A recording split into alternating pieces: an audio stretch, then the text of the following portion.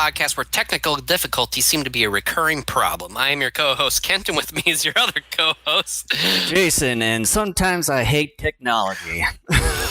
So this is take 2 of the podcast because we found out 20 minutes in, Jason's audio was not coming through, and we had really dived into the floor plan of the hotel. Apparently, was it...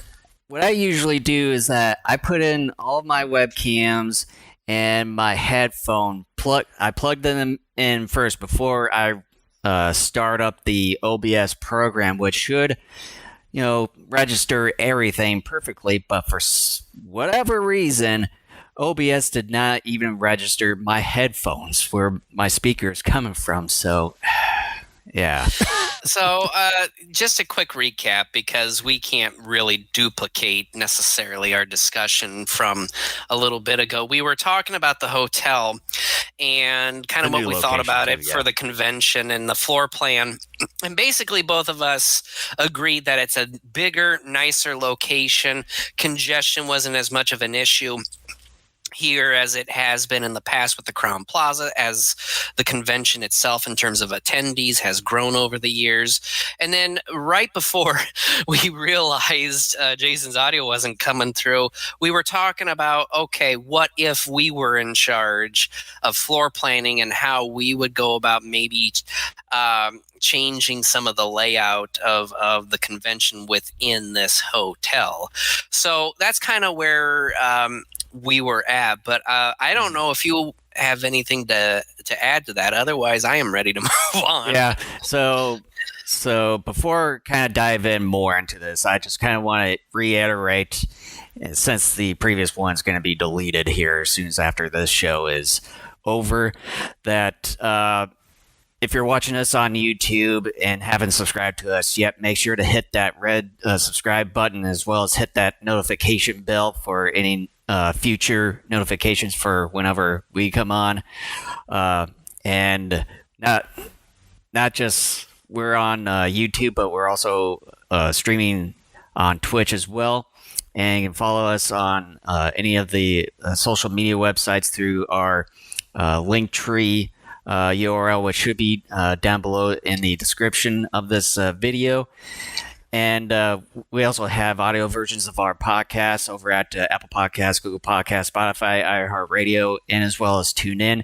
And you can find all of our episodes, both audio and video, and read some of our blogs over at our own website at DaikaijuNetwork.com. So with that, probably the one final thing that I want to touch upon as far as the new location is that I really like kind of that sort of the restaurant, but it's mainly the kind of the breakfast buffet and salad bar area. I really like that.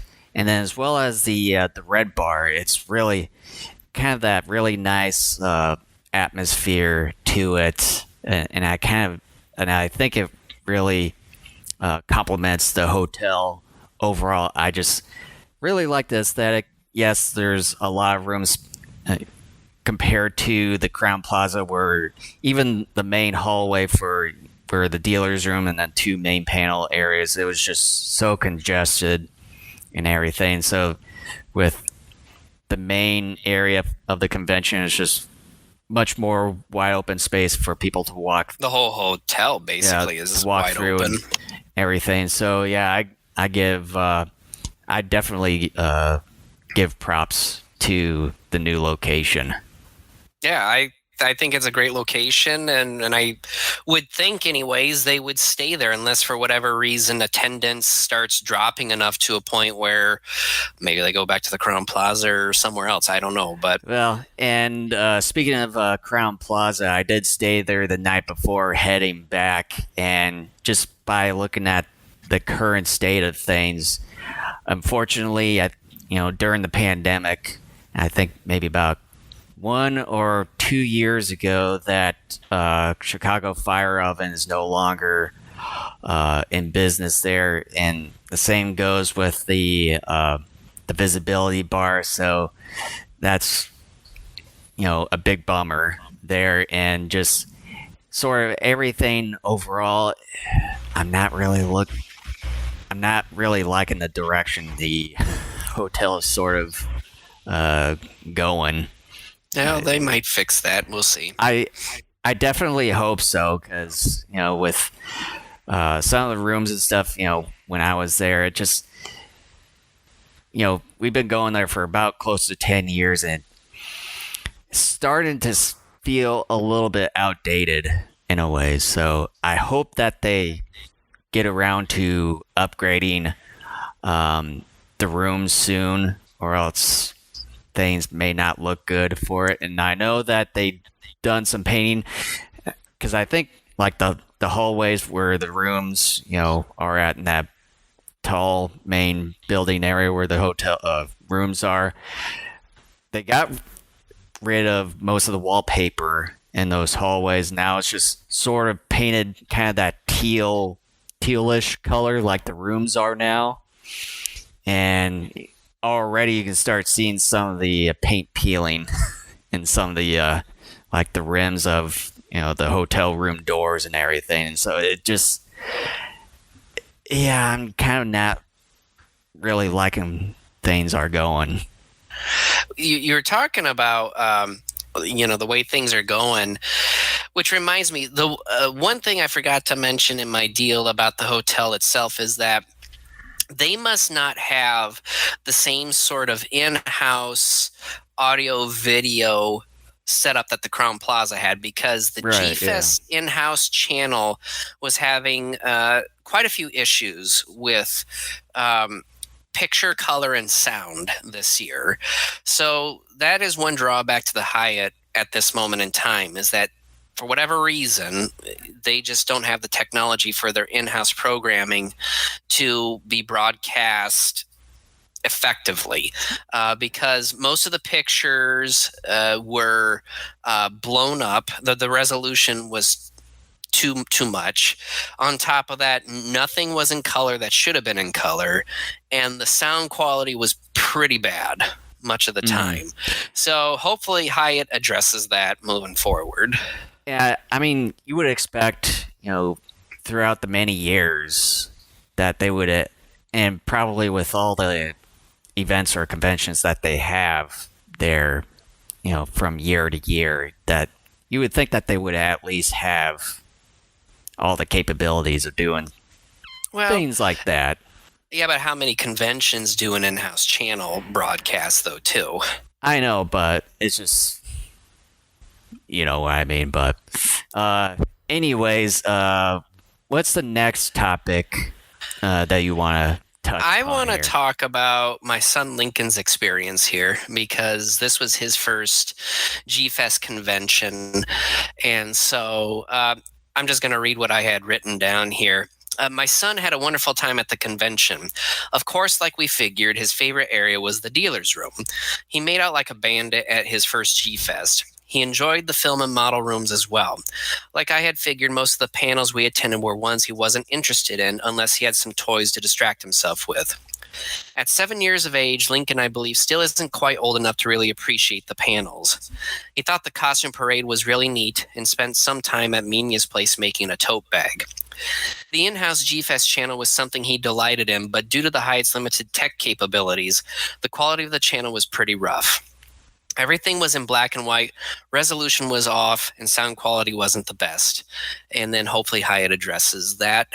He was anxious to get home on Sunday as well. He and I left a day earlier than we had over most of the recent years due to my wife and I going to Detroit to attend a concert. I spoke to him in the hotel room at one point and asked if he was okay with us sitting at least the next year's convention out and doing something at home over the course of the week during next year's GFEST. Again, there's just some weird grammatical stuff this program didn't catch. I thought he would want to come back, but was surprised when he said he was perfectly fine with staying home next year and doing our own thing. Con burnout and the incredible expenses this year, even though we could afford it, are some of the reasons why I'm sitting out GFEST for a while as well. So, yeah, I mean, Lincoln had a really good time.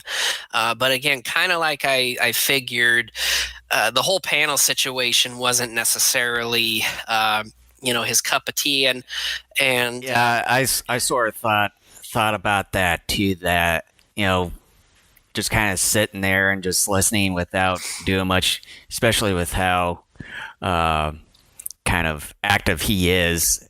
I would think that he probably would get bored and well, and I was trying to sell him, on the car ride over. I kept telling him, what the panels are. I'm like, look, most of them will have like a slideshow or something like that to go along with the panels. They try to show you some pictures, either of the movies themselves or some behind the scenes photos. And I said, some of these, when they talk about the movies themselves and how they're produced, they will show you pictures and they'll kind of tell you how it's made. And I said, this is, to me, sometimes more interesting than watching the movies themselves, because there's a lot of intricacies and sometimes there's some really fun stories to go along with the production of something like this.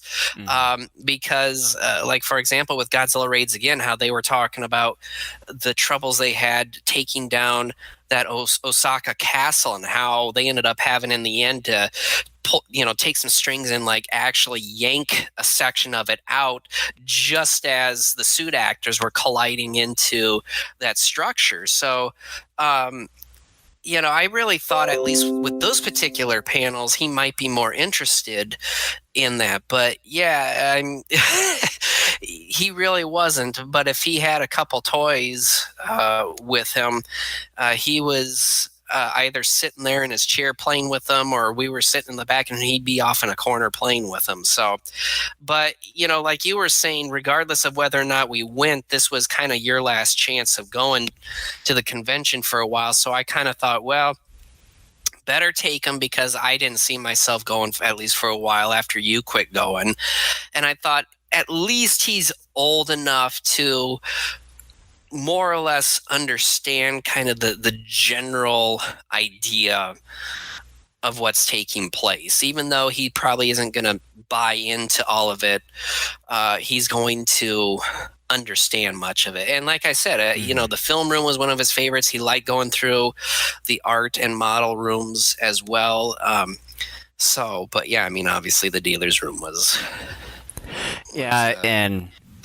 and the one thing I want to touch upon with me is that I mentioned about this being sort of the last GFEST to go to for whatever reason, amount of time, and sort of when we got back from the convention, I was just sort of thinking about, as far as how long I wanted to, maybe the next time I wanted to go.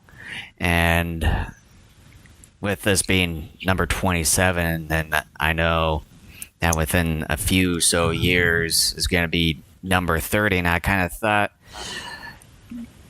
do I want to maybe see if I want to go back to number 30 in that regard, just kind of see how things are a couple years or a few years after since the last one we've gone to. And I was like, maybe when it kind of gets closer to that point, maybe, this year is 2022, so then number 29 is going to be in 2024 here. So maybe around this time, a couple of years from now, just maybe kind of revisit if I want to still kind of not go for the time being, or maybe start thinking maybe at least go back to the 30th, quote unquote 30th anniversary of the convention. So we'll kind of find out. Well, since you're already talking about it, I mean, I might as well talk about, when I may potentially head back as well, because for sure we're not going next year. I had written up a whole spiel here, but I'm not even going to go into that right now. But so I'm just going to, fly the seat of my pants here and just see what happens here. But that's what I usually do. So I know. I know you do. So, I mean, obviously, a big reason why I'm not going to go back next year is because of you. I mean, this has been kind of our dig. And, before the thought of even taking Lincoln was brought about, I thought to myself, I don't want to like travel 3.5 hours by myself to spend 3 days by myself at a convention. And so for me, it was out. And then now with Lincoln interested, I'm sorry. Yes. Lincoln was wondering if we could wear candles. Yes. Okay. But I didn't want to be doing all that by myself. But with Lincoln, having enjoyed it, I thought to myself, well, unless he really is wanting to go back, let's say within the next few years, then maybe, yes, we'll go. But otherwise, I kind of thought, just kind of wait for you, see if you're at a point whenever you're ready to go back, and then do that. Otherwise, yeah, it was going to be kind of seeing how Lincoln felt as each year went by. How was his interest in terms of wanting to go back, and I'm feeling that burnout. Even though the funny thing is, we had 2 years off from the convention, and it was at a new location this year, I still felt burnt out by it. Well, and I think, both you and I have talked about that burnout, but I think it was mainly due to kind of the whole road construction that we've gone through in some of the busy lanes and on the interstate there. Because, I think if we would have gone there much earlier than we originally planned on to, I think we probably would have been a little bit better off with it. But for me, it has nothing to do with road construction. I'm talking about burnout in the sense of just the convention itself, that it is a lot of work to get there, regardless of road construction, even though the drive isn't that terrible, at least from where I'm at. And part of that burnout stems from the fact that, at least for those of us who have been going for a while, there isn't much in the way of anything new to keep us veterans interested in. Well, and I know we've sort of mentioned about that, I think, for the last few or so years, as far as really not much new is being maybe being brought up, as far as kind of making the convention at least a little bit more exciting, kind of reinvigorated, just different in some way. Right. But, yeah. I mean, it's basically the same thing year after year, with really no change, except for this year. Again, the location was the biggest change. And there's another change that happened this year we'll get into here in a little bit, which is not a good change, and I'm hoping that this gets addressed before next year's convention. But it's just kind of the same thing, because I've always stated on here, one of my favorite panels to attend are the anniversary panels of certain movies that given year. And even then, I've noticed some of the hosts of those panels really have cut back on the amount of content that they'll present. And they open it up for questions within the first 15, 20 minutes. And it becomes sort of a general audience discussion, which isn't necessarily a bad thing. But you go to these panels because you have a host or a group of hosts that, in theory, are going to talk about the film, talk about its history, talk about its production. And then, like maybe in the final 15, 20 minutes of the panel, you would open it up for questions, comments, etc. And that hasn't been the case over the last couple of years when some of these panels have taken place. And so I'm just kind of sitting there. I'm very disappointed, because I'm going, I learned next to nothing here. And when we were first going, the first odd number of years we were going, those panels were incredible. It got to the point where the entire hour that the panel was scheduled for was all about the production and the release and sort of the legacy a particular film left.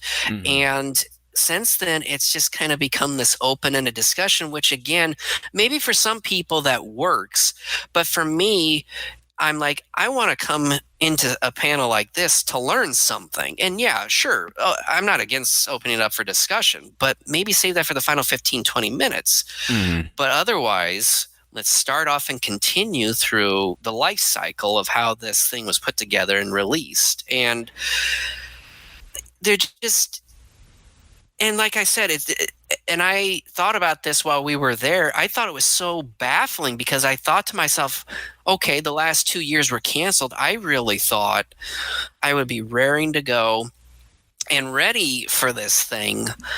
And it's like, it seems like, first of all, the last 2 years weren't canceled. It just seems like we moved from 2019 to 2022 without, the cancellations in between. It just felt weird on that level. It felt like we didn't skip a beat. And it's just burnout without something really new to keep us veterans, for lack of a better term, interested. Mm-hmm. Yeah. Oh, are you going to finish up here? And there was just one other thing. There are a couple other things, and I'm not going to mention them now because I think this is going to... The things I would like to talk about would be better for a future discussion. But there are other things as well that are making me sort of blasé about returning as well. To give you a hint, I talked a little bit about this during our previous show a couple weeks back. But there were just some things that were done over the last couple of years, certain things that were said, certain things that were published, and what have you, that not only rubbed me the wrong way, but made me realize that I thought the well-being of the convention and the attendees was not the priority as well. And the way something else was handled, again, something we will talk about here during this episode, I thought was handled very poorly, and I think could end up hurting the convention moving forward if it's not addressed as well. So, yeah, so I kind of want to touch upon panels since you've already sort of dived into that. And the one thing I want to point out is that I think for as long as we've gone to GFEST over the last 8 or so amount of years, but with this year being 10 years since we've started going, I think this is probably the convention we've gone to, where we've gone to the least amount of panels. Part of that for me was my son. That, and then I think sort of over time when we kind of looked more and more into the schedule here, which I've got in my hand, I think probably the more we've looked at some of that, I think just felt like sort of uninterested. But I think also another reason that you sort of touched upon was sort of the whole burnout from over the years. Well, and other than my son, who was not really all that intrigued by panels, and so I spent most of my time trying to find some sort of middle ground with him, with things to do. Again, too, because my wife and I had a concert Monday evening. I left earlier, and like I had talked to you, and like we had talked in the preview show, that there were a handful of panels actually on Sunday that I wanted to go to, but that's the day we left, so I couldn't attend them. Well, and even with me being there Sunday, although that was sort of the day when obviously you left and I didn't have any reservation at that hotel, so I was going to be staying the night over at Crown Plaza on that day. So once I got over to Crown Plaza, for me, I sort of stuck around Crown Plaza for the rest of the day and went to Outlet Mall there that's adjacent from there. And sort of when I came back, I briefly went back to the Hyatt Regency there, kind of looked around briefly, and then maybe went down to the film festival room, looked at a movie for a bit, and then maybe after a little bit, I just decided to go back to Crown Plaza, and that was sort of it for me. And I hardly went to any of the panels that day myself. So I think that was also kind of one of the reasons for me too, is that, going from one hotel to another before heading back the next day. And yeah. Yeah. But as far as some of the panels, I mean, I think they might have had some of these on hand, from a couple of years ago. Obviously, it's the anniversary ones that were there and transported from 2019. The way that you touched upon them here a little bit ago, I think they should have had quite a bit of time to kind of get some more material for some of them, instead of just doing maybe 15 to 20 minutes and then having the rest of it being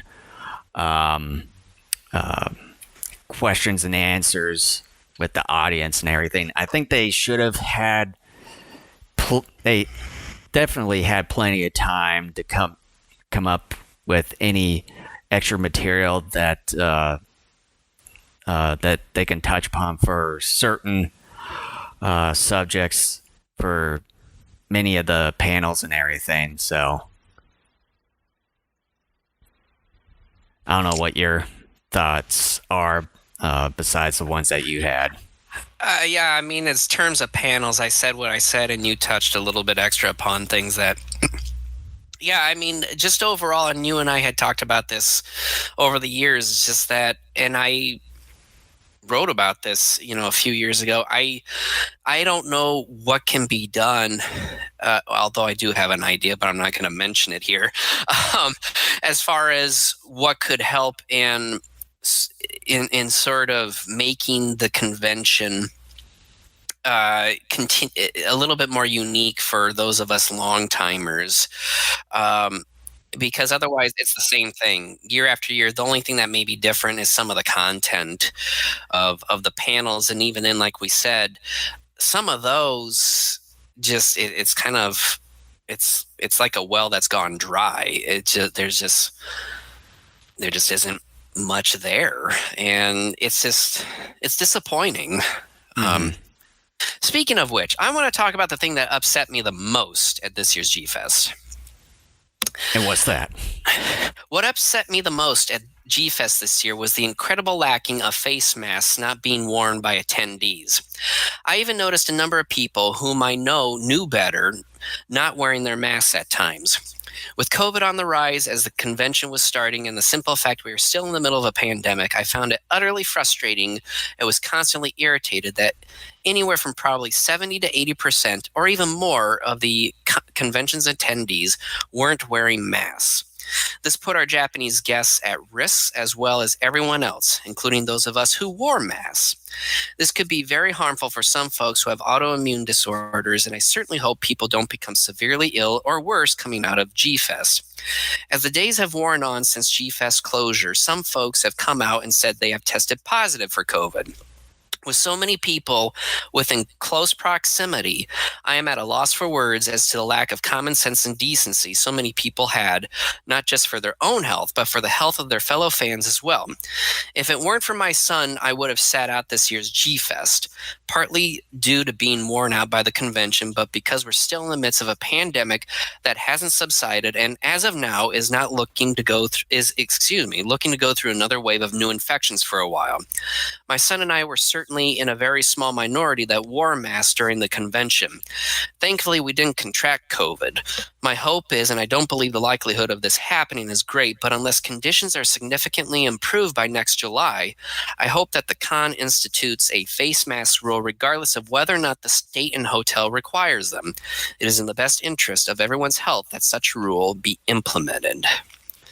So that, to me, was the thing that really upset me the most at this year's convention. And I kind of knew going in this is something that was going to happen, but it still ticked me off to actually see it happen in real time over the course of the couple days we were there. So they need to do that, but again, considering a particular person's editorial that we read while we were there, I don't think it's going to happen. So, oh well. So one thing I want to touch upon is the dealer's room over at the convention. As far as the dealer's room, I think this time around, when you think about it, when you're in there, it feels like it kind of has the same setup in a way with, all the vendors around the walls, and then you got 4 different rectangular sections in the middle, which was sort of the same thing compared over at the Crown Plaza for many years. But I think this time it's a little bit, well, obviously it's larger, and I think they might have had a little bit more vendors this time around. However, I think they could have probably expanded more, maybe kind of taken up the space where Dojo Studios was, and they could have possibly moved Dojo Studios maybe elsewhere. What are your kind of initial thoughts on the dealer's room there? So let me just say this, and then I want to quickly jump back to you if you have anything else to say about it, because part of what I want to say about the dealer's room bleeds into another topic that I want to talk about, and you will see why when we get to that. But is there anything else you want to say about it before I go? Because once I start, I want to have it transition into this other topic that I wanted to talk about. Yeah, I think probably one last thing I want to touch upon, because I know with the size of the dealer room, I know when we discuss about kind of the overall setup for the convention, that it's nice to kind of have, both the dealer's room and the main panel areas kind of together, so to speak. But I think it would have been nice, if there's any other kaiju related vendors out there that would like to try to get to the convention one of these times, it would have been nice to kind of, expand the dealer's room a bit more and sort of relocate the Dojo Studios to another place, and then maybe use the other big ballroom for the 2 main panels there. Could probably do something like that in the future whenever the convention gets bigger in that regard. So that's sort of one thing to think about as far as the future sort of thing, and if there's any demand from other vendors that want to attend the convention. So I thought the dealer's room in terms of its size was very good size. Obviously, the bigger the room, the more people you can put in there. So to some degree, because that's always arguably the most popular attraction at GFEST every year, you're going to, by and large, always have a ton of people in there at almost every given hour that it's open. And the thing is, though, is that despite the fact that it's bigger and as a result more people are in there at any given moment, I felt like we were able to move about more freely than we could at the Crown Plaza dealer's room over the years. That one in particular, if anyone who had gone to the Crown Plaza GFEST over the years knows that it was hard to move about in that particular dealer's room, especially in this one section where you had a couple of dealers that were very popular because they had a huge stock of a variety of kaiju toys. Mm-hmm. Was always a bottleneck. Yeah, and I just want to touch upon that, and I think one of them that you're referring to as radioactive toys. Yes. And this year at the new location, they're basically right at the entryway there at kind of one of the corners there. And it's still sort of that problem. It's not as bad, though.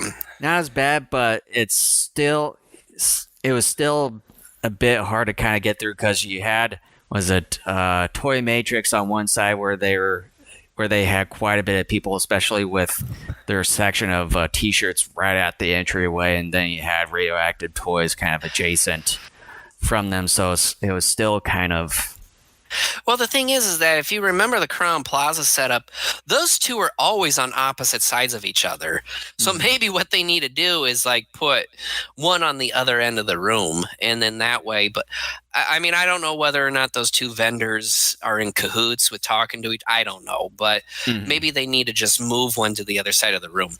But by and large, I really thought it was good size. I thought I could move about more freely and the like. And yeah, but now here's where a certain thing is going to start to blend into the next topic that I want to discuss here. I thought it was interesting, however, that you had, and this is just a shot in the dark, like 6 or 7 artists in the dealer's room with their own table. Now, within the past, at least as long as we had been going, Bob Eggleton always had a table in the dealer's room. And I think it wasn't until the last couple of GFEST that Matt Frank had his own table in there as well. But this year you had, an additional 3, 4 or so other artists have a table there in the dealer's room. Now, some of you may know where I'm going with this. These artists are selling art of licensed characters. Now, for anyone who has not been paying attention since, maybe last fall, when the convention from the higher ups gave this ridiculous order to artists that unless you are able to obtain a license from Toho to sell art of their characters, you cannot come to the convention and sell your artwork. Hence, Artist Alley was absent this year. So now let me read my little spiel I have on Artist Alley and how this kind of goes in with a little section of the dealer's room. Artist Alley was a notable absence this year. I noticed too that the number of model and art pieces on display in their respective rooms was down considerably this year.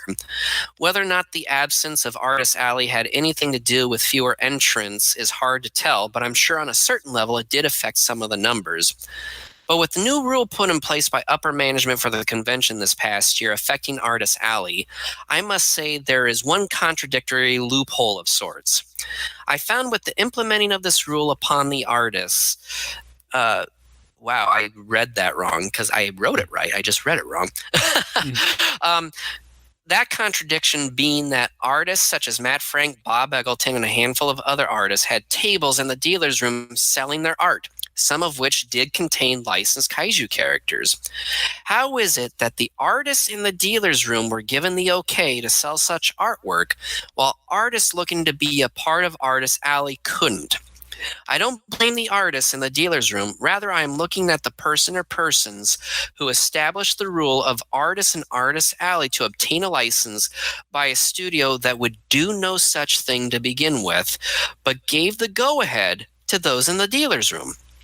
Such decisions by the upper management have become more prevalent in recent GFESTs and are confusing and frustrating because of the allowing of some to forego those rules, while a majority of others are required to follow such rules. Regardless, my hope is that the rule put in place for the artists of Artist Alley is struck down and the artists can return beginning next year. Sad thing is, some artists I have noticed have expressed their desire to never return, even if the rule is not implemented going ahead. As a result, the convention will suffer from the lack of beautiful talent these artists have created. To what extent the number of those who will not go back again is yet to be determined, and we may never know unless the rule isn't implemented next year and we see how Artist Alley is affected. I think the convention and attendees are a little worse off not having these artists. And wow, I just skipped down a page and I lost my not having these artists, and those of us who have been attending for a while notice their absence. I believe irreparable damage has been done between the relationship of the convention and many of the artists. That is true, because I have noticed some of them whom I'm friends with on social media have really not been pleased. This is saddening because this was easily preventable, and there has been more growing frustration between many longtime attendees and what the upper tier management of the con have done with regards to rules and other issues pertaining to the convention itself. So there's my point. Moving in, there's this strange stuff, and some of the artists who did not attend this year had friends who did, and yet made this report back to them and even showed them other contradictory rules that some people and the convention knew were breaking. Some of these individuals have had tables at the convention for years, even for as long as you and I have been going.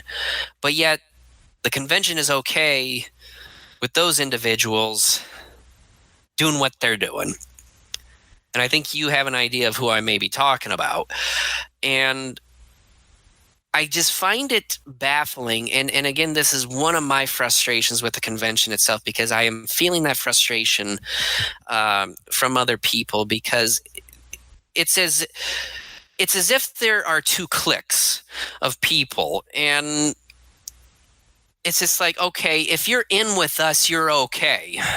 It's kind of like, hey, you're part of the popular group, therefore you're okay. You guys over here, nah, yeah, you know, and that's what is frustrating me, and that's what's very irritating to a lot of these artists and other people who aren't even artists, but who are friends with those artists. And I think kind of basically, just to sum it up, is just those who have connections, basically, is what it boils down to mainly. Are you a popular kid? More or less. Popular kid. And look, I'm not blaming in Matt with Frank, the crowd. Bob, I'm not blaming Matt Frank, Bob Eggleton, or any of those other artists who had a table in the dealer's room. Okay.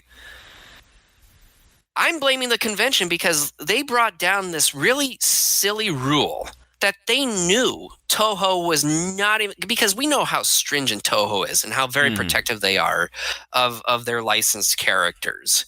Yeah. Okay. We have heard people talk about how Toho threatened to sue them because they posted YouTube clips of various Godzilla movies, for example, as a tribute to either the character or a particular movie, right?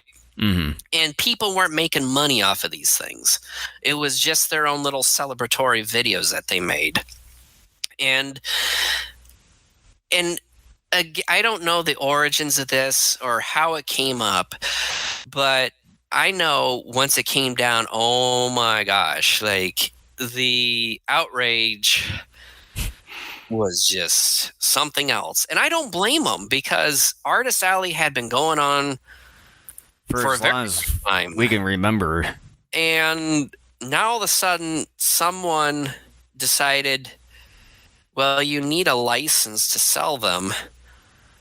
But then when you get to the actual convention and you see a handful of these artists who part of their work is creating art of these licensed characters, and yet are selling art of these licensed characters. So how did they get through?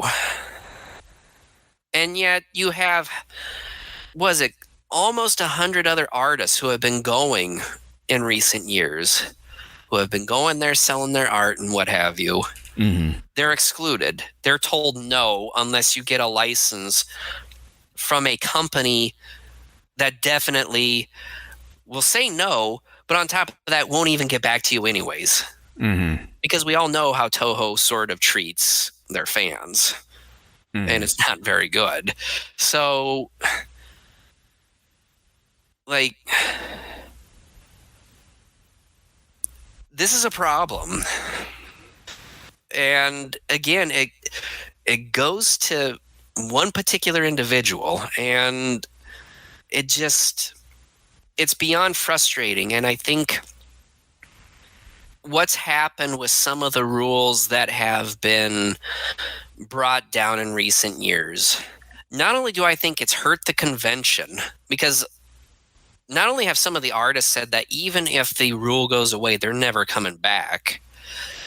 There have been just regular attendees, people like you and I, who have even said, I am not going anymore because of what they have done and what they have said and what they have written, and just some of the things that they have done to sort of not just hurt the convention, but just to hurt the experience of attendees.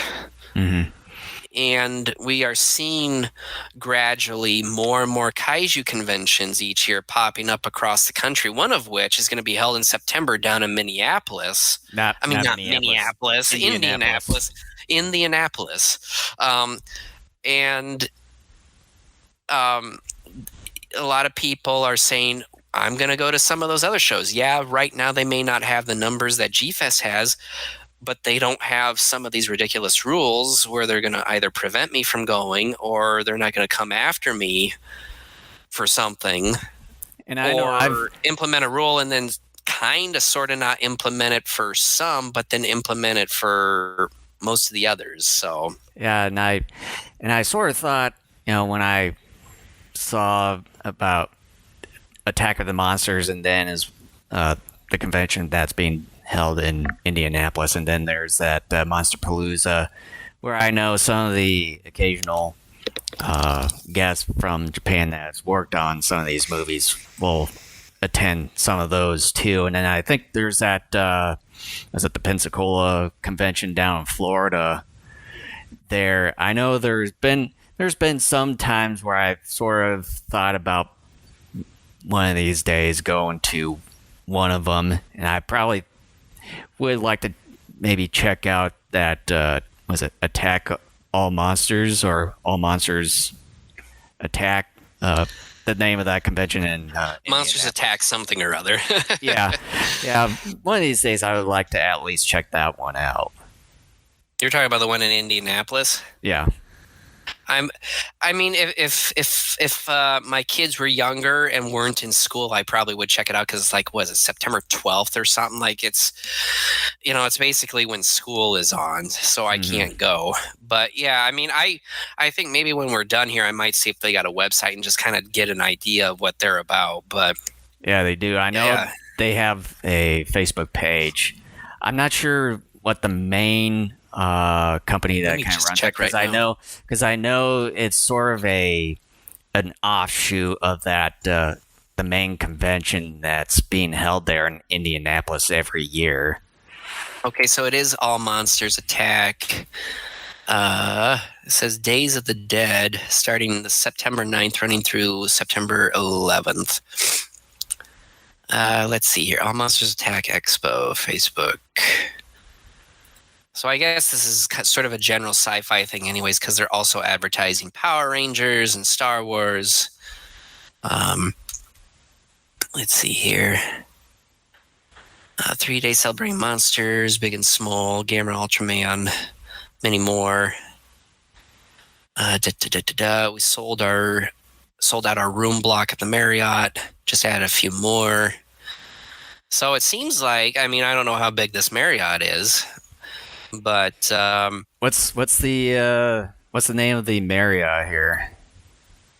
They just said the Marriott. I mean, just check it. Just check Indianapolis Marriott or something like that. Maybe you'll find it. But yeah, I mean, at least at the moment, it seems like this thing is going to do pretty well. But then again, how big is this Marriott and how big is this convention center that they're in? But yeah, I'm not seeing a website of theirs. Oh, wait a minute. No, daysofthedead.com. Never mind. I see it here. See, there's both J.W. Marriott, Indianapolis, Marriott downtown. Wait a minute. It says here they're also going to be in Indianapolis. Oh, that's for next year. So they're going to be in Chicago in November from the 18th through the 20th too. Hmm.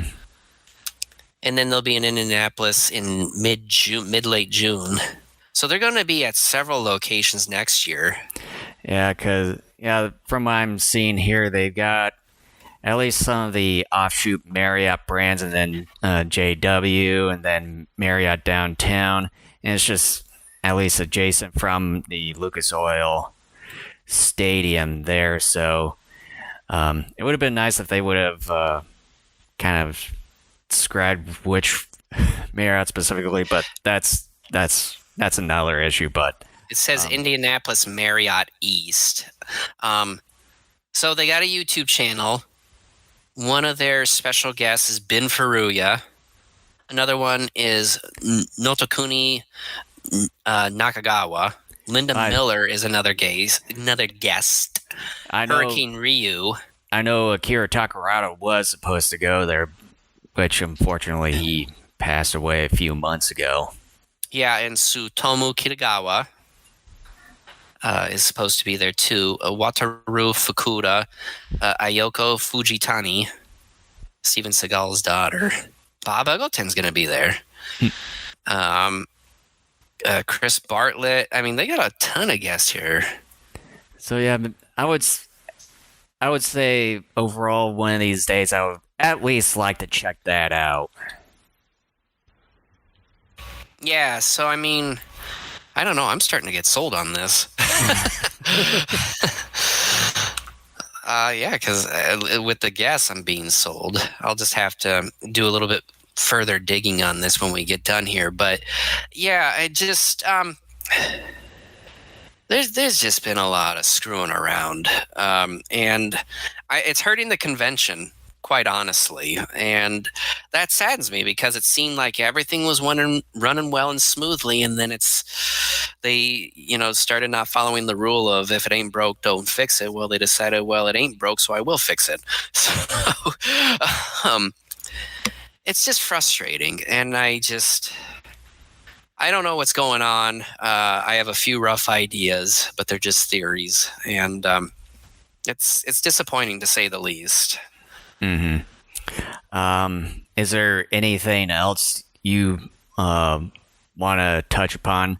For me, I kind of want to show some of the things that kind of my own haul, which I know you won't be doing that here. But I'm not going to do that.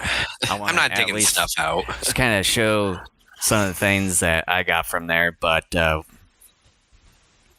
before that, I mean, I got nothing else. I mean, if you want to show your stuff, hey, that's fine. Otherwise, I thought we could move into final thoughts and close out the show. Okay. Well, some of the, I basically got most of the things here that I bought from the convention. And by the way, I think this is sort of Kent's own fault. What are you talking about? The whole shirts thing, and I think this is probably the... Heaven forbid you show your kaiju pride. Are you embarrassed? Well, I don't usually try not to buy a whole lot of shirts, but out of all of the years that we've been going to GFEST, this is the convention where I bought a handful of them, and I think the total amount that I tallied up in total was that I bought 13 shirts overall. So with that, kind of want to start off with this one here. I think this one was pretty cool in a way. This Godzilla where it says King of the Monsters is pretty colorful. I do like that one, and I've seen different designs of it at the convention. There was that one, and then there was one with like the 72 Godzilla, I want to say.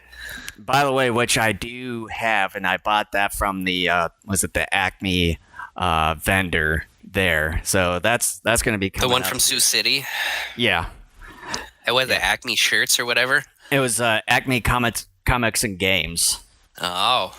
And this next one, I think this was kind of a popular shirt. Here it was kind of a purple, kind of a teal Excuse me. Knock it off.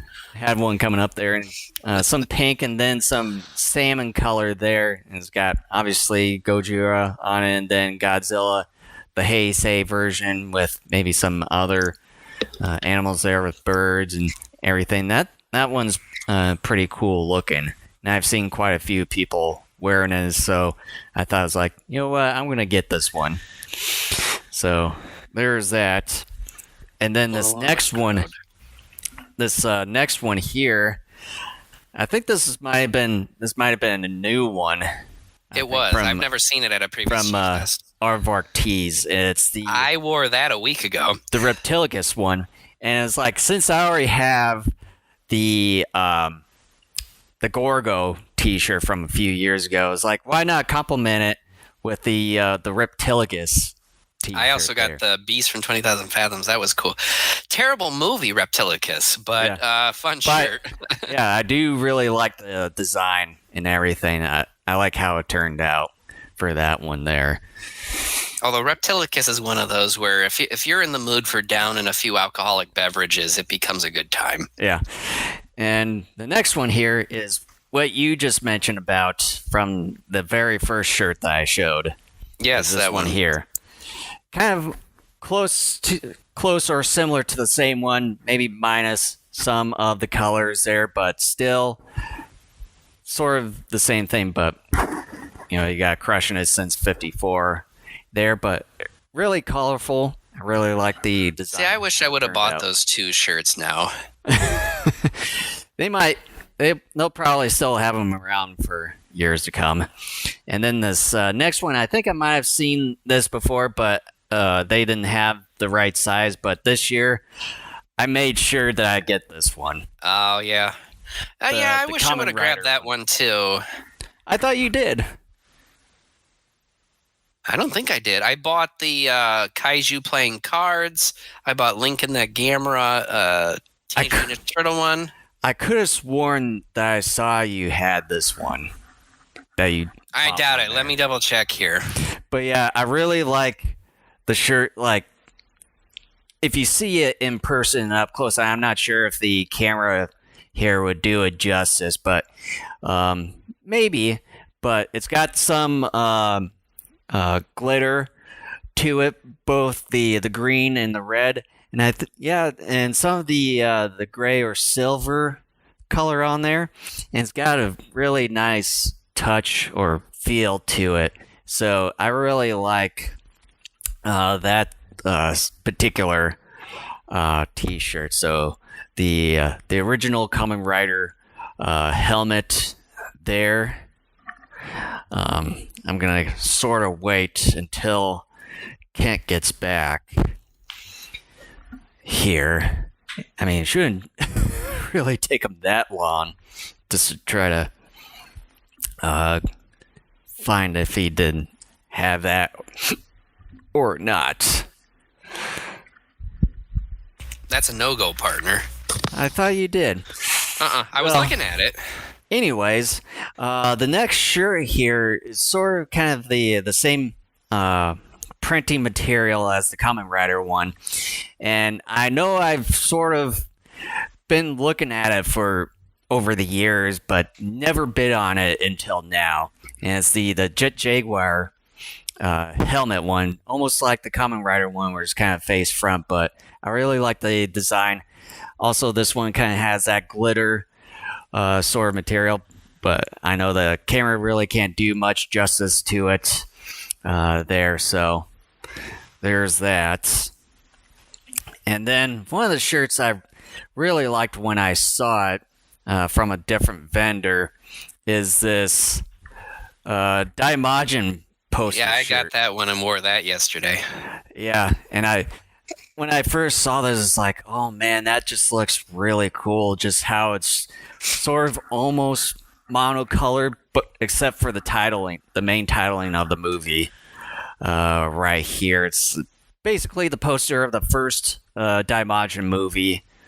And I know that they had a few other ones, but this one really stood out to me the most there. So I was like, I I gotta at least have this one here. So the Acme Comics, they have a website, but they don't sell stuff off of it.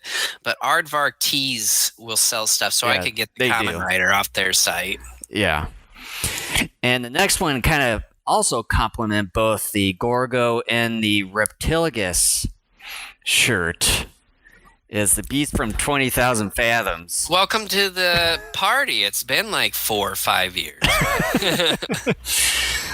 Yeah, and same again. It's like didn't really quite bite on them yet until this year. Is like I kind of want to get some a movie we have shirts. Yet to discuss, and we need to because that's very important in terms of the creation of the Godzilla character. Well, it's been a long time for me since I've last seen the movie, but I really liked the design of this one. Really liked how they did this sort of thing for that one. So there's that. And then I know a few years ago you bought this, and I was wanting to get this, but they didn't have the size. I love it. One of my favorites. YVP, the Yongari versus Polgasari. Using the lettering of Alien versus Predator. But yeah, I really like this one. Even a few years ago when I saw it, I was like, oh man, I want to get this, but unfortunately they just didn't have that size that it was either I want to say it was 18 that they first had it out, and I bought it because anybody who listens to this podcast knows how much of a guilty pleasure I find that 67 Yongari movie. And I saw that and I said, I have to have it because this is, I mean, not only does it have Yongari on it, it's got Polgasari on it, and it's using the font from Alien versus Predator. So yeah, I had to get it. Yeah, just with our guilty pleasures of, both Yongari and sometimes with me, Polgasari. Yeah, Polgasari to me is boring. But yeah, nonetheless, I really like the shirt and finally got my hands on it in the right size. And so what size is that? Like triple X? Is that no, medium. You numbnuts. So this shirt, I got it on the day right after you guys left, and I saw this, and fortunately they had the right size, and this one right here, the legendary logo shirt. You could have gotten that off of the Amazon shop too.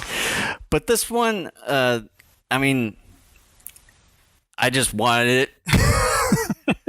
Well, I didn't realize that they even sold shirts up to this point. Like I've shown you their Godzilla versus Kong store. They got a Pacific Rim one. They got Dune, like all their recent movies and movie franchises. They got a store for them on there. But I saw this, and then they had the medium. There's like, I definitely want it, and it's pretty cool that they kind of have a little tag right on the sleeve there of their logo as well. So there's that. And then this next one, I kind of want to get some more, and this is the last one. I kind of want to get some more movie poster shirts, and so this one here, and I know that Kent has. So you finally got get that? No, nope. I thought you did. Nope. I love the movie poster shirts too. I have a fair amount of those, but yeah, and I think they didn't have a whole lot of movie poster shirts this year. But I also got this one over at I think it was over at the Toy Matrix. Celebrating its 50th anniversary, that movie is this year. Yep, it's the Godzilla vs. Gigan poster T-shirt, and I think Acme was selling this one as well. But it's Acme. I mean, every time I think that, I think of Looney Tunes and Wile E. Coyote. Yeah, but yeah, I think this year they the vendors didn't really have a whole lot of those poster shirts. So with that, that's basically all the shirts that I've got.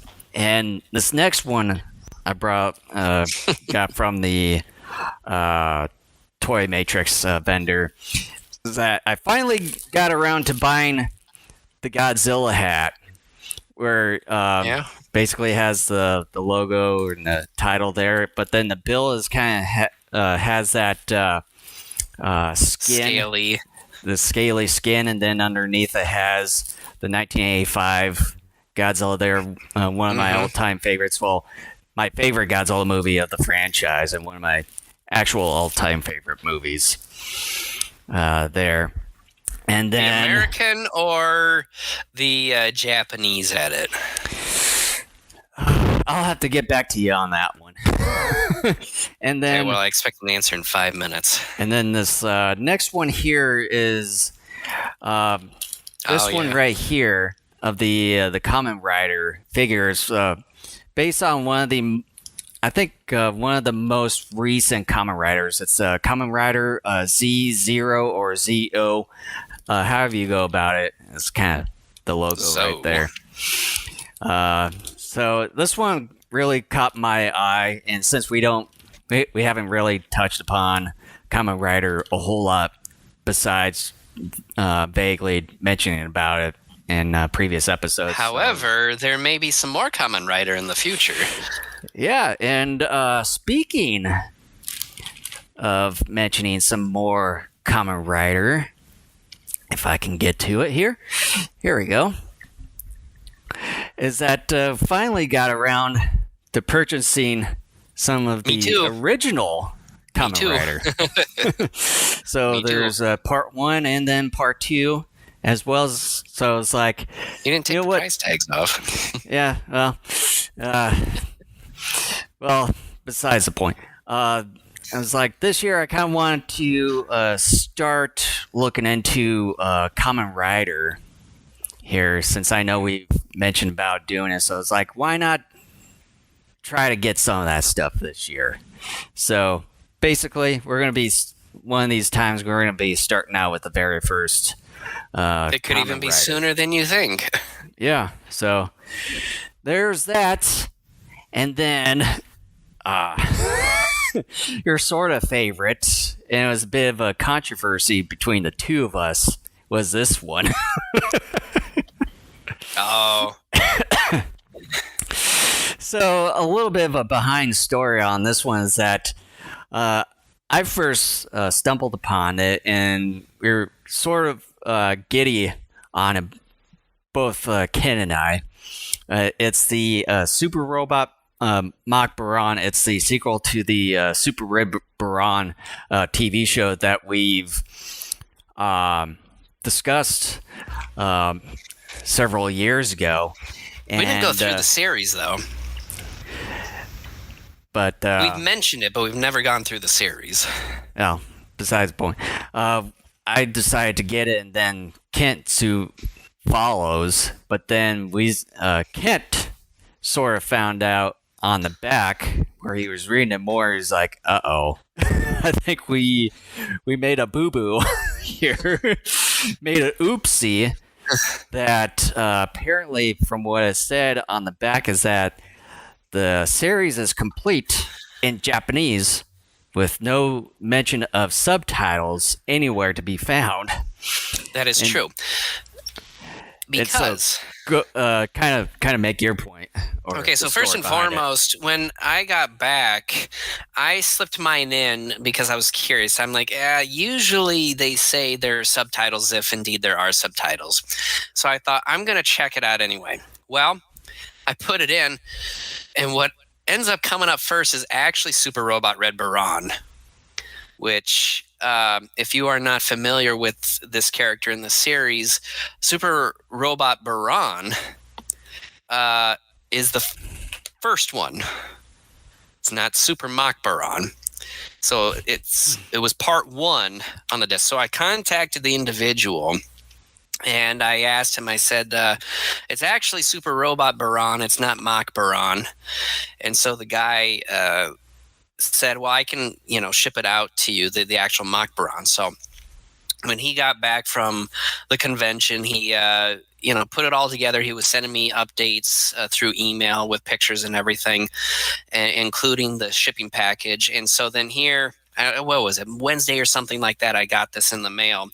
And I thought, I'm going to test it out. And part of me, it was just wishing upon a star. But at the same time, I'm like, this probably isn't going to go the way that I want it to. So I put it in, and yeah, no subtitles. However, it is a gorgeous presentation of Super Robot Mach Baran. So sadly, even the more motivation for me to start learning Japanese so I can understand what the heck is going on in this show, because there are no subtitles whatsoever. And so, but again, it's a wonderful presentation. Jason, you may want to pop it in and see what the presentation is like. Because I was going to say that with your sort of mistake, I was thinking to myself, maybe I should double check if mine has the right one or if it turned out the same as Kent's. If it turned out the same as Kent's, then it's like I may have Kent do something for me or something of the sort. Have you checked it out yet? Not yet, no. But I will get back to you later on that. But anyways, that's kind of the... Well... I want to say, I'm not going to show it because I'm not going to stretch my cord all the way to my DVD shelf here. But I did pick up the first, 13 episodes of the Ultraman anime DVD. And then I found someone on eBay who had the most recent final, 6 episodes of the anime. So I got that. Now I've got the entire Ultraman anime saga. So I'm really stoked about that because anybody who listens to this knows how much of a stickler I am for physical media over streaming and that sort of thing. So I've got physical copies of that, and I'm hoping for us to cover that entire series in a podcast at some point. Well, and then from I heard that they're going to be doing the final season, I think, maybe next year or something. What? I thought this was. Well, I think I might have mentioned that to you here. I thought these final 6 episodes were the final season. Let's see, Ultraman anime. All right, some more research, people. Let's see here. Another podcast brought to you by research. Let's see. Yeah. So it's let me just read from the second paragraph here, I think. Tomokai Maino replaced Suzuki for the role. Second season was released on April 14th, 2022. A third and final season is set to be released in 2023. It just upsets me so much because I thought we were done with. Okay, well then I guess we won't cover the series until it's done. Maybe. Yeah, because it's like I could have sworn I remember mentioning that to you that there's going to be a third and final season of that coming up. Oh, that makes me so irritated. So with that, we're going to be moving on from Super Robot Mach Baran and the Ultraman anime. And speaking a little bit about Ultraman, we got some similarities. Like this one, I've been wanting to get around the purchasing this one, Mirror Man. I know I mentioned to Kent that I was wanting to get this. I think maybe a few or so years ago when I mentioned about it, and then Ken was like, "Oh, I got the last one." By the way, I bought the last one.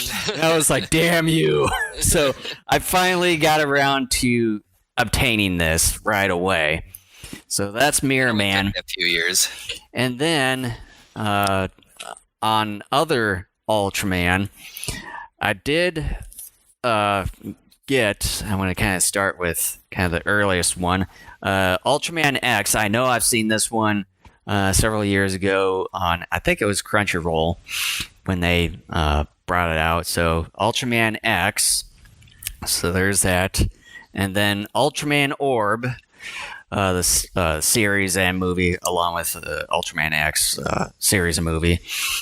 And then Ultraman Geed series and movie as well. And I was kind of hoping that most of the vendors that did or kind of sold movies and TV shows and all that, I thought they would have a little bit more variety in the Ultraman area. But fortunately, these were kind of the only 3 official ones from Mill Creek Entertainment that they had available. So I was kind of hoping that they had a bit more. And then kind of the last movie and show thing is that finally got my hands on this one. I saw myself in the reflection there. Yeah, see, there you go. But yeah, I think from the other places that I've seen this, it was a bit too expensive. I think some of them were going for close to $250. I've seen some go for a lot more than that. And I was like, I'm just going to hold off and wait and maybe just kind of see what other vendors at GFEST was offering this. And they were selling it for about $100 less on this one. Well, see, even retail, when I bought mine, because I pre-ordered mine, I think it was $150, $160. Mm-hmm. Which was what it was going for retail. So that's basically what you paid for it, was retail, actual retail, when it first was released. What, 2 years ago now, whenever that was? 2-3 years ago. Yeah, something like that. But yeah, so finally got my hands on this bad boy there. So you can say you need to break open that cellophane and look at it. Yeah, so basically I have, the entire collection now. Because I think one of the movies I did not have on hand was the Son of Godzilla one. That's the Japanese stuff, though, mind you. That's not the English dub. But with this one here, I've got 2 more. I know every year I kind of want to get some new Ultraman figurines, so decide upon the Shin Ultraman Bandai figure here. It's really nice. Not much of a pose anyways. Just kind of what you see from the trailers where he just stands still like that. You want to know why he's looking like that? Because he saw his own movie. So I have no hopes for this Ultraman movie because of those 2 guys, what they did with Shin Godzilla. But well, and then you got Shin Kamen Rider coming up next year. So be prepared for a toy that looks exactly like that, only in Kamen Rider. So that, and then last but not least, I know I mentioned to you that the Jiras figure sort of caught my eye on one of the vendors. Well, I didn't really decide on doing a Jiras figure because this one sort of caught my eye a bit more, and it's this one here. It's a translucent Mechagodzilla 1974. It's a bull mark figurine, basically all clear, where you get some blue coloring, red, and maybe some of the other colors. Looks like a bit of green there, but yeah, so that's what I went with. It was kind of a unique type of figure to kind of go along with my collection. So there's that. And that's basically it. My entire haul for this year, mainly shirts. Nothing wrong with that. And less figures this time around. I think this is probably the least amount of figures that I bought from all the other conventions, and I think I'm quite happy with that. I came home with quite a few figures, but those were all for Lincoln. By the way, what is it with the male MUTO toys, regardless of whether it's Bandai or the Jack specific one? It was like 3 or 4 inches. You should mention about this, yeah. Okay, so I'm not going to name the vendor, but we were in the dealer's room, Lincoln and I were, and, he had been wanting like a male MUTO figure and stuff because he likes, the 2014 Monsterverse stuff and all that. And he saw one of the bigger, original Bandai male MUTO toys, and I'm like, sorry, bud, those are going for like over $100+. I said, I'm not spending that kind of money on something like that. Well, then we come across this tub where it said something like, what was it, $8 and up, I think is what it said. So I thought, maybe the highest price would be something like $20 or something like that. I didn't think, but I'm pretty upset with this vendor and how sort of misleading this advertisement was on their tub. So I said, go ahead and look through here. And, if you see something, I'll get it for you. So I kind of walked like 3 feet away from him. I was looking at some books this vendor had. And so he was like, oh, Dad, look, I found it. He found this Jax, the like 3-4 inch male MUTO that came with, break apart buildings. In fact, I bought one back, when the movie came out in 2014, bought it at Target. I think it was like $8-9, something like that. Yeah, same with me. I got the same exact one. So I said, sure, we'll get it. And I'm thinking maybe it's costing like $20-25, which is still quite a bit. But I'm like, whatever. Like, we're at a convention, $20-25, not a big deal. So told the gal, this is what we want. And so, she puts it in her phone, and I give her my credit card, and she swipes it, and then she hands her phone to me for me to sign it.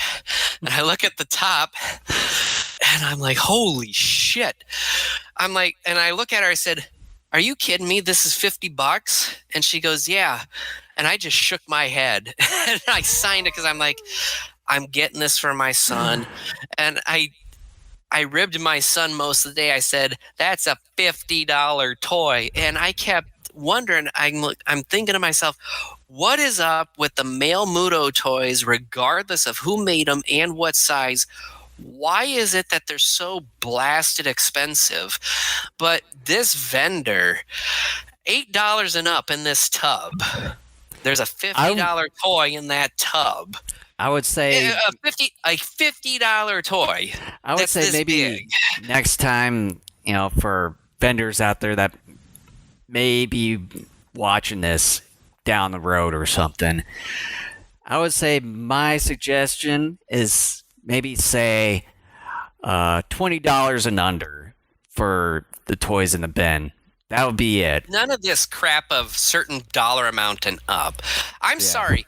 I'm very pissed off at this vendor, and this is a vendor I have purchased stuff from in the past. I am not pleased with it. I'm like, $50 effing dollars for this thing that's, 8 years old at this point. I'm like, you got to be kidding me. It's so stupid. I mean, first and foremost, it was significantly false advertising. You put a $50 toy, at least you priced it at $50, in this $8 and up bin. And the toy technically isn't even worth that. Yes, I know it's a convention. People are going to slightly overprice things because they understand people are coming here to buy stuff, and most people are willing to give into it.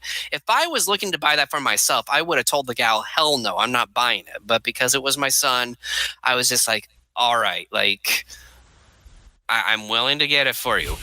This isn't worth it. I'm pretty pissed off about it, but if they still do this, and I'm probably guessing that they will, I would say maybe next time, whenever we get around to going back there, whenever that is, I would maybe ask them first before buying it. Well, no, here's the thing. This vendor that I purchased from in the past, I have had correspondence with them in the past via email because I was asking them questions on availability of certain items, and they were always very upfront with me. In fact, there was one year, 6 or 7 years ago, I bought a Destroya figure from them. It was the newer one. I can't remember what year it was from, that Bandai made, because I wanted it because it was cheaper. It was like a $25 Destroya.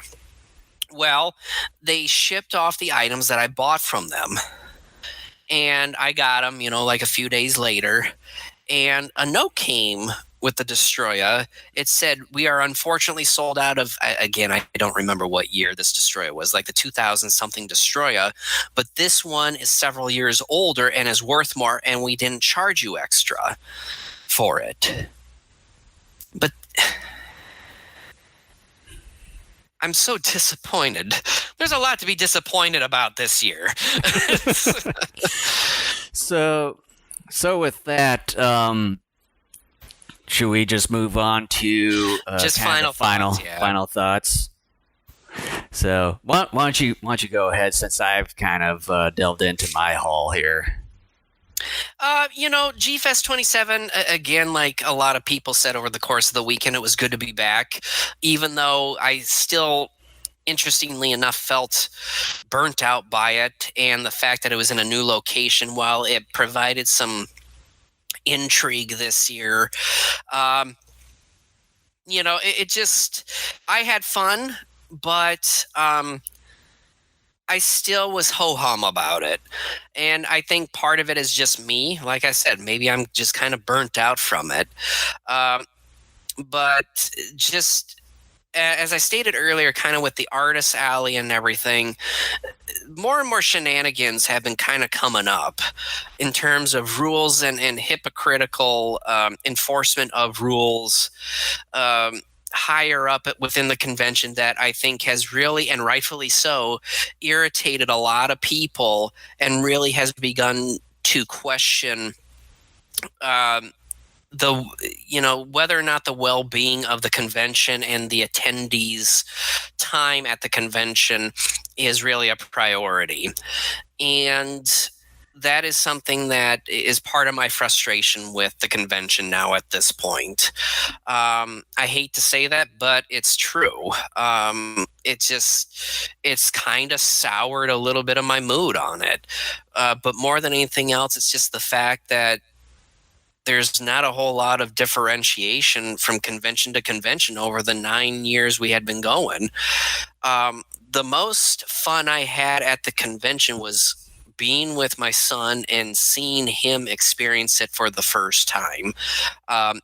Being around him, even though he was bored during regular panels, unless he had some toys with him, I had more fun being around him and seeing him experience it than I had really at the convention itself. So, again, like I said, I'm taking a break from it for a while, and hoping that an absence from the convention will help to, over time, get me more and more interested in wanting to go at whatever point in the future, however many years that may be. But I'm hoping, too, that maybe the convention itself will shake things up a little bit, too, and make things more interesting as well. Again, like we said earlier, the dealer's room is kind of the centerpiece of this whole thing. If you didn't have the dealer's room, you probably would have half, if not even less than that in terms of the number of people who would attend this convention. So, if my son didn't go with us this year, I would be even more ho-hum on the convention this year. Again, it was nice talking to some people and kind of, reacquainting ourselves with some old friends, at least in person this time instead of through social media. Mm-hmm. But again, in terms of the actual convention in and of itself, there just isn't much to say. It's kind of, if you've been to it within the last 5 or so years, that's basically what it is, except at a new location. Costume Parade was wonderful. A lot more people involved this time than in 2019. I remember the one in 2019 was very short. Mm-hmm. This one lasted like 45 minutes or better. It was really good. Lots of great costumes there. A lot of people put a bunch of hard work in. Handful of spectacular models in the model room as well. Great artwork as well. The only sad thing about those two rooms was that there weren't as many entrants within those rooms. And again, I'm wondering if the absence of Artist Alley had anything to do with that. But it was same old, and I hate to say that, but at the same time, I think certain things do need to be said, because if you don't bring it up, nothing will change. At least the consideration of changing something won't even come up. If you keep saying, if you keep being, a homer and just keep clapping your hands and all that, nothing will change. And I think it's okay and a good thing to be critical when necessary. And I've reached a point where the convention just isn't what it used to be. Part of that is because we had been going consecutively for 9 years, and so the luster has worn off. But again, certain decisions in recent years have been made that I think have harmed the experience of the convention as well. And something needs to change on that level too. When and if that'll happen, I don't know. I'm hoping sooner rather than later, because I think the whole experience was hurt a little bit this year. And it saddens me, because, again, I know a number of artists have come out publicly and said, I'm not going back anymore. You could never pay me a ton of money to go back there again. And it's sad and unfortunate. And they're just regular Joe Schmoes who just go to attend like us. And they've even said, I'm sitting out for quite a while for similar reasons. And to everybody who did sit out this year, who were long timers like us, to you, I say you really didn't miss out on much, except for maybe a better costume parade. And obviously a new location. But for some people, that's not, as intriguing as it is for us. But you missed out on not much, and that's sad. So, you just have to kind of sit back and wonder if you want to go next year or a couple of years down the road. So that's kind of up to you. But as far as me, anyways, I'm not going for a while. And I'm hoping to go back at some point, when I don't know. And again, it was good to be back. But all told, I had more fun just being with my son, experiencing something that both he and I enjoy, and just seeing him get all excited at experiencing his first convention. To him, this was all new and all special. And I had more fun just watching him experience it than I did myself, and just experiencing it for the 9th consecutive time. And so it was fine, and I just hope things will eventually change, hopefully sooner rather than later. And I know that sort of every year when we've gone to conventions, that we usually rank the conventions from, best to worst, because I think the best ones were obviously the very first one that we've gone to was GFEST 19, and then I think was it GFEST 23, and then the worst was GFEST 21. So out of the ones that we've gone to over the the 8 years now, where would you rank 27? Kind of below average, above average, or sort of kind of in that average range? It's smack dab in the middle. I put it there simply because, again, just experiencing it with my son. If it was just you and me, like it had been in the past, this would be just one slot above 21. Because, again, like I said, for the umpteenth time, nothing new, same old, other than the hotel, which was nice hotel. But, just nothing new. And the fact that certain decisions were made that hurt the artists and have hurt, as a result, the convention itself, all of that was hovering over this convention this time, and you could feel it. And to me, that wasn't a good thing. That's where I would have put it if it was just you and me going. Otherwise, I put it in the middle. I think, just experiencing my son's excitement moved it up several spots, and it sits in the middle there. I mean, it may technically move up quite a bit higher because, again, it's my son. I like hanging out with him and sharing this interest I have with him, and the fact that he thankfully enjoys it as well. Like, that's what makes it special. But again, just looking at it from the standpoint of the convention itself, that's where I would put it. Mm-hmm. Yeah, for me with GFEST 27, I would just thinking about it overall, and with some of the decisions that the higher ups have made, and then also I think there needs to be something that needs to be addressed with the convention and try to make things a little bit more entertaining, because as you said, that we've been going to this convention basically every year, except for the last couple of years with obviously the pandemic and such. But it just seems like as time has gone on, things have been stale, to say the least. Like, nothing hasn't really changed much, except for the hotel, the location of it.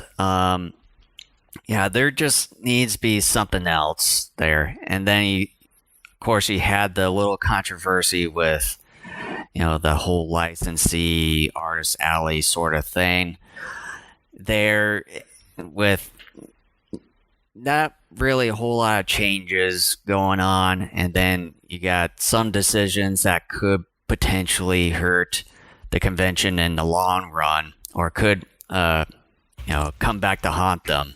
I guarantee you it's already hurt them to some degree. Whether or not it will in the long term remains to be seen, and I guarantee you the way certain things are going, other decisions will be made that are going to hurt it. And it's like, if these things aren't addressed or not approved, I can't guarantee to say how long things are going to keep up the way they are going with the convention. And I mean, besides the location being really nice and everything, just it's still the same convention that it has been, that we've been going to over the years. And there needs to be some changes, and then there needs to be a few things addressed with it. So with me, I'm kind of putting it just barely in the below average for me, simply because of that. But I'm still kind of having it in the average simply because of, seeing Lincoln being at his first convention there, whenever I had the chance to see both Kent and Lincoln at the same time. But other than that, there just needs to be things that need to be addressed, make things, improve on things there, instead of just being practically the same thing over and over again every year, and it just kind of gets a bit tiresome.